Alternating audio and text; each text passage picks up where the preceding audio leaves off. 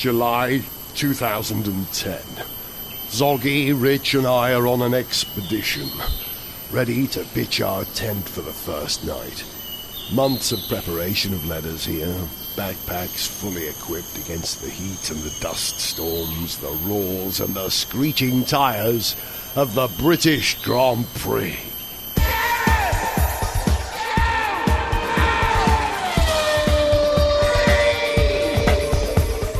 It's 3 a.m. Very late to be filling in this journal, I know, but should we not make it back, I feel it's important that there is a record of our achievements for Britain. I'm not sure if it's the lack of sleep or the lager-based medicines, but we appear to be in a strange and wondrous land, and I can hear jungle drums. Hello, welcome to Gareth Jones on Speed, and the sound of Formula One in 2010 is this. Listen.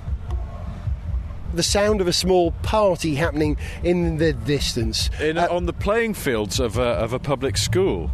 I don't know what that says about Formula One 2010. I think it just says that there's a public school near Silverstone and Virgin Racing managed to hire it. Enough to hire bits of it for, and did you notice there's a brilliant tenuous link in the press release that said, well, Richard Branson came here for a while. Well, is that right? Yeah. Let me explain. We are, Zog, Richard and I, at the Virgin Experience Virgin Racing campsite, which is at Stowe School, Stowe the town, the village, somewhere near Silverstone. Yeah, which gives its name to part of the race that we know so well, the British Grand Prix. Virgin have attempted to sort of bridge that gulf between Formula One and the fans by arranging a campsite and a bit of a party to which we were invited. It's good, isn't it, guys? Absolutely, I'm having a great time. And it's good to actually have a bit of an experience here at the British Grand Prix, which is, in a small way, it's just, reminding a bit of that Le Mans experience that we love, of spending more time than just the race itself, and, there being a bit of a party atmosphere. No, who wouldn't like that? It's wonderful to be able to hang out with a bunch of people and make jokes about Timo Glock DJing and for them to actually get what you're talking about. Because that's mooted, Richard, isn't it? You know about this? Well, yeah, I know about it because you told me about it. But it's a rumour that you've started, Gareth. Exactly. I think this is coming entirely from you. I don't believe that Timo Glock is on the wheels of steel. He has enough trouble with the wheels of carbon fibre and aluminium. So why would he want to go and DJ? I don't know. We've talked about this before, possibly on the programme. I don't know. I always get reality and audio mixed up. But Timo Glock has a massively Germanic taste in music. And the fact is, I can't think of any German artists apart from Kraftwerk, who obviously we love and respect. Very much, yes. And Nina, absolutely, who we're kind of indifferent about. And then, I don't know, Rammstein, you might be indifferent. What? She's lovely. What? In 1984 she was. We've got to have Neu as well. Neu, yeah. I mean, well, Einstein and Neuerbauten as well. Yeah, absolutely. Yeah. I should explain that. Krups also. Krups, it's been mooted that Timo Glock is going to do a DJ set at some point over the weekend. Ulrich Schnaus, if we could also... Ulrich Schnaus. Okay, yes. That's enough. No, Timo Glock is going to do a DJ set, and at the same time, I gather that Alguersuari is going to do a reflective set of acoustic numbers on guitar. Classical Spanish guitar. It's also a little-known fact that Jensen Button plays a mean nose flute. And other things that we're just making up, because that's not going to happen. This Timo Glock rumour, I've only just realised it now that Zog's pointed it out. You've made this up. It can't possibly be true. It just can't. It was passed on to me by someone from Virgin, and I'm inclined to believe that they might be the right people to substantiate that rumour. I think they're just trying to draw a crowd. They're just going to go, oh yeah, Timo Glock's going to do a DJ set, and then he's going to strap on a jetpack and he's going to shout, look Mum, I'm going to the moon. He's going to zoom off into the night sky and explode. We should explain. And everyone's going to go, yeah, of course I'll go to that campsite because it sounds really interesting. Timo Glock and his zany antics, none of them are going to come to pass, is my prediction. I'm sorry to be cynical about this, but unless Timo Glock turns up right now and tries to eat that caravan like Monsieur Mange 2, then I am not buying any of it. Glock is in his bed, and I'm sorry, I'm rambling now, and I'll give you 2 reasons for that. First of all, I'm tired, and secondly, I'm quite drunk. What time have you been up since this morning? I got up this morning at 3:45 a.m. Whoa. Why, Richard? Tell us. Quite a long time Oh, ago. because I've been whoring around doing some more stuff with microphones, but for Radio 5 Live, did the breakfast show this morning and doing some You talking spent the rubbish. day with Karen Chanduk, didn't you? I spent some time with Karan Chandok yesterday. I was originally going to be shadowing him, but he's a busy bloke, and frankly, why on earth would he want to spend any time with me? He's got a lot of obligations to. No, but 2 separate sort of 10-15 minute chats with him after practice sessions. What a nice guy. And very, very expansive about the problems of the car. I mean, he doesn't sort of go all out and say that it's a load of old shit, which, let's be honest, it basically is. And they haven't got the money. And we've seen that this week with suddenly Bruno Senna being binned. And bless him, old Karun Chandok was going, oh, yeah, no, and me and Bruno, when we were at a race, and he was talking like he's still a teammate, because I think it was a surprise to him as much as anyone. Well, Karen and Bruno's relationship goes back to before F1, because they were in the iSport team in GP2. Yeah. And got on very well at that point. They're actually quite matey, and he was talking about this, and he was telling us about going to hire car depots, and because he drives a Volkswagen Passat as his road car. Karen Chandok. I was like, what on earth? Why? What? And I went, please say it's not the diesel. At least you want to rev it. And he went, oh, please. He wouldn't even answer that. He was just like, oh, please, why would I bother? I get to drive at 350 kilometres an hour out there. Nothing else can come close. So why would I even try? What's the point? That's what Johnny Herbert said. I mean, I remember having a conversation with him about, what are you driving at the moment, and expecting that he might be driving some sort of fairly interesting car. And had a rather nondescript, I think, diesel estate, because they get their kicks I get my elsewhere. kicks on the track. I don't drive like I don't want to. Well, drive like you say that, but Jensen Button has a Bugatti Veyron, which he's trying to sell. I think may have sold already. For corporate reasons, has to turn up everywhere in a Mercedes. I won't tell you what he turned up at the Top Gear studio in, but it wasn't a Mercedes. And he obviously quite likes cars. So it can work both ways. It works both ways. Yeah, but I reckon that we're having the most fun in Formula One at the moment because... Well, no, what about Timo Glock, who's currently building a massive submarine out of jelly and is going to negotiate the River Thames until he arrives in foggy London town? We've said it before on this show that the back end of the grid is where the entertainment is. Yes. And this is. I just recognise that that quite. It's an Oberheim OBX synth sound that synth as brass used Oberheim. now by Mark Ronson in his new single Bang Bang Bang, which I don't know if you've heard it. It's really good, and I'm convinced in my mind, and I grant you, even in when I'm not so catastrophically, I've basically been up for 24 hours now. Again, in my mind. It is very late. Do you know what? As well, I went for a beer last night. We got back to the hotel and I went for a beer. We sort of turned into 2 or 3 beers and had some dinner. And then I was like, oh my God, I'm getting 4 hours sleep and I've just had a beer and I'd better have some water. And I got a litre of water from behind the bar. And I got up to my room and then I drank a litre of water in this sort of mad panic about I must not be dehydrated. It's so hot, and I've had to have stupidly had a beer or two. Because drinking a litre of water is just what you want to do before you go to bed. So then I was having 4 hours sleep, and halfway through that 4 hours sleep I had to get up to go for a wee because I drunk a litre of water like a massive idiot. What was I saying? I can't remember. And you think that making this podcast is easy? Well, there was a more salient point. Oh no, it wasn't actually. It was a rubbish point. I was going to say that Mark Ronson song, Bang Bang Bang. Listen carefully. I'm convinced it referenced Paolo Cantarella, the former boss of Fiat. I think I should have listened to that. Gareth Jones on speed at the British Grand Prix. We're not drunk. We've only had a taste. We should talk about this race that we're going to enjoy tomorrow.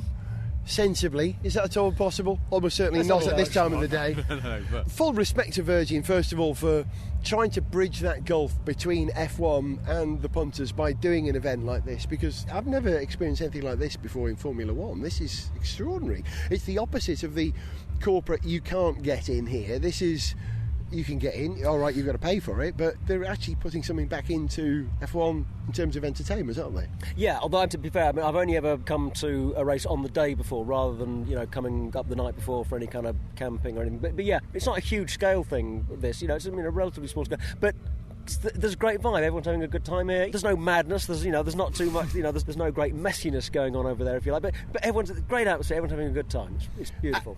Okay, so I did say we talk about the race. I got off topic for a moment. John, the psychotic squid, not to be confused with Paul, the psychic octopus. John predicts that Vettel's going to win it tomorrow because the McLarens aren't looking as good as they should be. In the remaining 30 seconds of this bit, who's going to win tomorrow? Richard? Richard's not going to win, no. No, I'm not. I'm going to say, if I am, then there's something's gone badly wrong for everyone, including Timo Glock. Although, in fairness, he is spent the entire evening building a massive likeness of John Noakes out of lollipop sticks in one of his other deranged stunts, and then starting to burn it like it's the Wicker Man. Timo, focus on the driving, you DJing idiot. I think Vettel will win tomorrow, assuming that they don't have a run of bad luck. And let's be honest, Red Bull, fragile car, and not the luckiest of teams. Zog? What he said. I can't get the image of John Noakes made out of lollipop sticks out of my head. Red Bull have to screw up in order not to win the race tomorrow. You know, did you see the size of that moth that just landed on my arm? Careful, it'll have your arm off. It's like a bloody Harrier jump jet. Piloted by Timo Glock, his enormous vertical takeoff tactical strike aircraft that takes the form of a moth. Gareth Jones on speed, bringing you hard motorsport fact. Step Central with Gareth Jones on speed! The three of us have made it through the night, yet supplies are running low now. We only have 12 bottles of cider left, and Zoggy is instigating a rationing system. At base camp this morning, we managed to scrape together a rudimentary breakfast of orange juice, croissants, Swiss muesli, Nutella pancakes, fried egg rolls, and organic fair trade coffee. This clearly isn't home, though, as we've had to do without essential items like the Goblin Teasmade and glass coffee table with integrated magazine rack. Still, we struggle on. It's time to advance the expeditionary force now, so we've loaded up the trailer and are making our way across some very difficult terrain. Good morning. Could this be the slowest form of transport we've ever used on Gareth Jones on speed? I wish you could see this situation. I'm sitting next to Zog and Richard on a farm trailer that's branded Virgin Racing, and it's been towed by a John Deere tractor across a bunch of fields from Stowe School, where we camped and, let's not deny it, partied last night, over to the circuit. How are you feeling, Zog?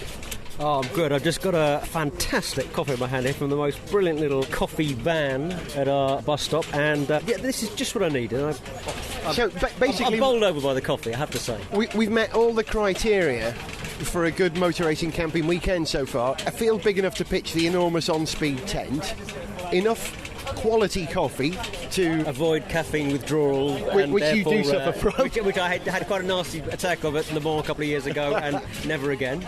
And enough booze to make Richard talk nonsense about Karen Shanduk at about 11 o'clock at night. How are you feeling, Rich? Morning. I'm all right, actually. I'm all right. Enjoyed the helicopters at 8 o'clock this morning? Yeah. In many ways, they were the least of my problems. But yeah, thank you to all of the helicopter pilots who came in just that little bit lower because they saw a campsite. I think there was a Chinook circling over our tent, specifically our tent, at about 7 this morning. Yeah, I think there might have been. Upside down as well to make all the tent flaps go. I bet you've never travelled to the British Grand Prix before on the back of a trailer, or is this something you guys have done before? They've had this kind of shuttle service at Goodwood before. And on a sunny day like this, beautiful. As long as he doesn't drive too fast and he gets any bumpier, it's a great way to get to the circuit. And who's the first person who's going to make a joke about the Virgin tractor pulling this? Probably outperforms the Virgin car on the circuit today. Steady. There you go. Although it is, of course, true. This is beautiful. It's a lovely day, and one of the exciting things was waking up this morning. That was exciting in itself, realising I wasn't dead from camping / drinking, or just so tired I fell into a coma. But waking up and then stepping outside, and in the distance, just hearing racing cars, because we don't know how far we are from the circuit. We're guessing about a mile or so, but just on the wind, in between the helicopters going overhead, like something out of the title sequence of MASH, we could hear the high-pitched scream of racing cars, and it just gave you that little tingle down your spine of like, oh, I know where we're going today. And we're well on our way now as we cross this meadow We'll speak to you again when we're established in a grandstand. Gareth Jones on speed at the British Grand Prix. Yes, the British Grand Prix. I think we may have reached our destination. The natives seem to be gathering in large numbers now and getting rather excited. Many of them have climbed up into vast structures which will allow them to view this famed annual ritual that they call the British Grand Prix. Zog and I have been encouraged to join the locals, but we seem to have lost Richard. He was determined to find his own vantage point elsewhere. I hope we'll see him again, though I'm not sure we will.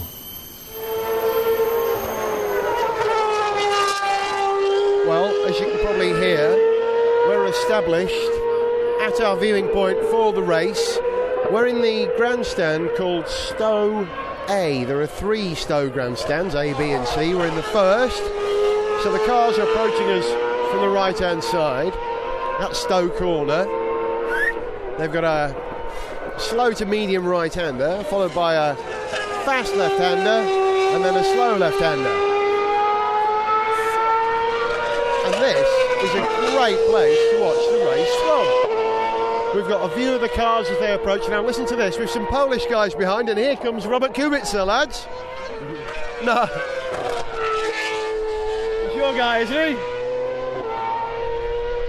They've suddenly gone very quiet. They're making an awful lot of noise, but as soon as Kubica's on the circuit, they're quiet. So Zog, who really is going to win this race today? Vettel. Definitely. I think so. I think you're probably right. One of the upshots of the new rules this season is that you've got to put together a good weekend. It's not just about the race, because there's no testing anymore. If you're bringing any new parts to the race, you have to make them work straight away on Friday. And if they don't work, you've got to ditch them. And that's what's happened to McLaren, isn't it? Yeah, but you've got to say that's the first time that they've really sort of put a foot wrong in terms of their development. They're extraordinarily good. A lot of teams are good, but McLaren are particularly good at developing a car during the season. You know, this is the first time they've turned up at a race and had to take a step back. So they're on their back heel, whereas Red Bull have the advantage, which is probably why we think Vettel could do it. I think it's going to be Vettel, Alonso, Webber. Yeah, although, Hamilton's 4th on the grid. He's a spectacular racer, and, for all McLaren's trouble, they do put a good race together. So I think it's going to be fantastic to watch this play out. There's an amazing number of orange, or I think they call it rocket red, don't they? McLaren headgear and shirts in the grandstands everywhere we look. I've never seen so much orange. It's like being at the World Cup final, isn't it, today, with all this orange? Yes. But we're Lewis and Button fans. We'd very much like to see them do well today. But what about the other race, okay?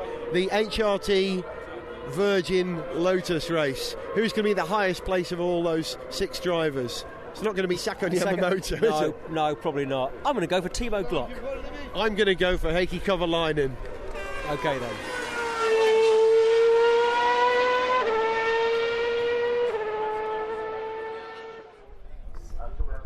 Right, we're seconds away from the start of the race now.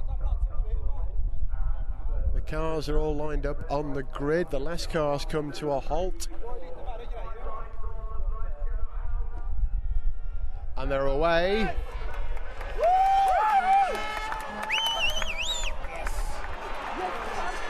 And Lewis has got ahead of Alonso. Webber is ahead of Vettel. Lewis is 3rd. He's got him. Kubica's 4th by the looks of things on the screen. And here they come.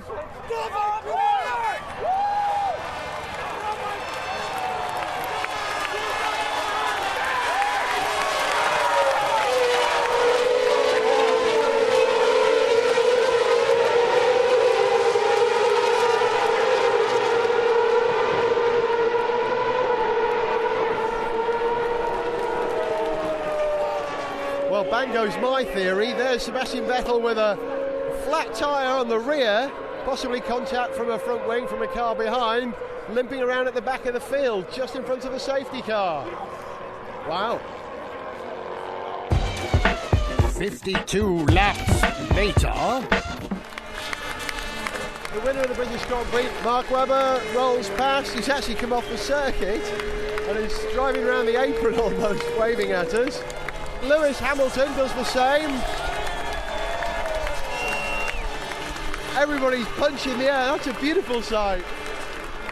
And in third place, in a Mercedes, Nico Rosberg. There goes Vettel. And listen to the shout for Jensen.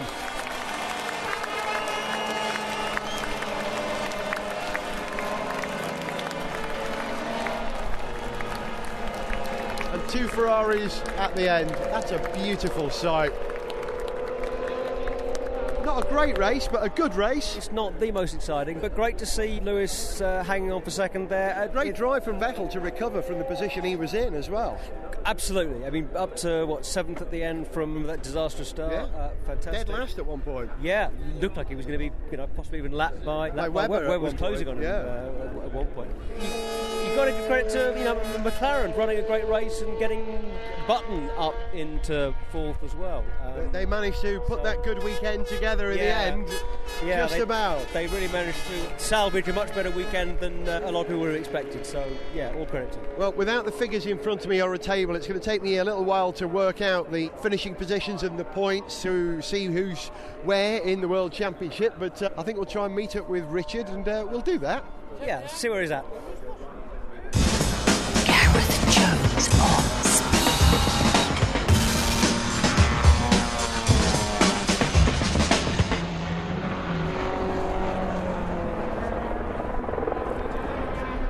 Just listen to that, the relative calm after the storm that was the British Grand Prix. Although I wouldn't say it was a storming race. I've met up with Richard now. Where did you watch the race from, Rich? Or did you see much? I didn't see much. I watched it from Cops, basically. I was hoping to go to Beckett's and around that sort of way, but it was absolutely packed. I didn't fancy having a shirtless man rubbing up against me throughout all the race. So, plus, I was made slightly cross by, I heard a lady describe the red arrows as silly. What? Which I think is just a little bit disrespectful. I mean, even if you're not particularly... Face, I hope. That was... No, she wasn't like on air traffic control, so stop that, you're being silly. But yeah, I thought how ridiculous. Amongst other things, I heard a variety of strange and crass things. I saw a woman in a shirt that had Dayglow lettering on the front that said, "Marry me, Lewis." And if she's sincere about that, what does she think he's going to do with that request? Is he actually going to stop during the race? Whoa! Oh, windstorm! There's the storm. We just got absolutely pebble dashed, and now the awning has taken off where we're waiting to get the Virgin shuttle, but a bunch of guys have managed to harness it to the ground. That was almost a motor racing incident, wasn't it? Managed to avoid having anyone's eye out. There were some racing incidents out there today. What were the Ferraris doing? Is that Alonso trying to assert himself at Ferrari again? Did you see that there's... I did see that, yes. Alonso was responsible for the damage to Massa's car, or was it the other way around? I wasn't clear on that because I was in a position where I could go and stand near a speaker and hear commentary, or I could go up the bank a bit and I could see the track better and see the big screen better. So I sort of oscillated between the two and managed to fit in buying an ice cream as well. Oh, so I couldn't figure out what was going on. I'll be honest, the big screen was a bit far away and one of my contact lenses is playing up. So, well, listen, here's the top 10 in case you missed it. Here we go. Well, some of the top 10. I have to fill in the blanks. Webber won, Lewis second, Nico third, Jensen fourth, Rubens fifth, which is, I think is good for Williams, and Vettel managed to finish in seventh after that disastrous first lap battle, and more than a battle. He definitely finished in seventh because he managed to get another place back towards the end, didn't he? Right before the end. But was that just to make seventh? To make him seventh, I think. We'll have to check these later. But there's some Sturm und Drang in the Red Bull team still, isn't there? Well, I've just gathered from looking on Twitter that somebody thought he said on the radio after he'd finished, not bad for the second driver. Is that right? That's what he said, not bad for the number two driver. Not bad for the number two. And I think he referred to Vettel as the other guy in the press conference, which just, sounded like he was being quite dismissive. Wouldn't say his name. Seems like Mark Webber's a little bit out of sorts and he's responding in the best possible way. I'm really happy with the way that race is finished because, all the top four drivers there are drivers who I like to see do well. As much as I would have loved to have seen Lewis win that race, really happy to see Webber take it. Do you know why I think Webber's so quick today? Because of that crash he had with Kovalainen at the last race. Generally, if a driver comes back from an almost near-death experience, they go quicker. Do you remember when Coulthard was involved in an air crash? He was suddenly unstoppable for races after that. And it's happened before. Big smash, they go out and think, I can do this, I'm afraid of nothing. And I think it does have a subtle psychological effect, but enough of an effect to make a difference in the narrow margins that make the difference between second and first in Formula One. If drivers hurt their legs, they tend not to be as quick when they come back. You certainly noticed that. I think Webber only hurt his toe in that big flying accident, didn't he? That's okay. You can get away with that. Yeah, that's okay. That's not really going to play on your mind so much. You're right. I suppose they start to feel invincible, and therefore they're just going for it. I don't know the psychology of it. I asked David Coulthard, who get me, about this on Friday when I was doing my radio stuff, and whether Webber would have any sort of knock-in confidence, and he went, no, we just don't think like that. Interesting. I wonder what part Nigel Mansell played in that race today as the steward. Do you think he was surprised that they managed to keep going beyond 3 laps, which is all he could do at Le Mans? Probably just spent a lot of time talking about himself and forgot to steward the race entirely. One of the difficulties of attending a race like this is you probably don't follow the race as closely as you do when you're watching it on TV with all the interpretation and stuff. Despite, having a great commentary team, it is hard to hear what's going on. You only see one section of the circuit. We calculated we saw the cars for about 20 seconds from that position that we were in today, all the way down that straight through Stowe and out. That was a great place. Yeah, it's a great spot, yeah. And the new Silverstone circuit seems to give plenty of overtaking, but only in that section as well, because we didn't see any overtaking, did we, Zog? People were passing back markers, but we didn't really see any passing for position. This was all happening within the loop, right? This sort of new bit that's coming. The arena, they call it. The arena complex, and I think I'm just looking at the map here. They come into it, Farm Curve, Village, the loop, Aintree, and onto this new Wellington Straight. 115,000 people at Silverstone today, according to the statement they made earlier on. Wow. And I think they've all gone away happy. Some of them are going away. Gone away. They're stuck in a bloody queue trying to get out of here. You forget, actually. And I mean, Lord alone knows. They're saying, Donington, they couldn't really have held the race because logistically, the infrastructure had been terrible. But my God, I mean, it's easier to get out of Colditz than it is to get out of Silverstone. I know it's easier to get out of Colditz now because it's a hotel, but I mean, like in 1944. You've been listening to Gareth Jones on Speed with Richard Porter. Goodbye. Zog. Goodbye. And me, Gareth Jones. And if I can quote Nico Rosberg, who, bless him, we heard on the Silverstone TV channel him being interviewed in his own language in German. His first words were super happy. Yes. And he also said it about 3 times in the interview as well. And quite frankly, I'm super happy too. See ya. To send us an email, see pictures, get song lyrics, join our Facebook fan site or follow us on Twitter, go to garethjones.tv. Gareth Jones on Speed is made in London by Whiz Bang. Gareth Jones on Speed!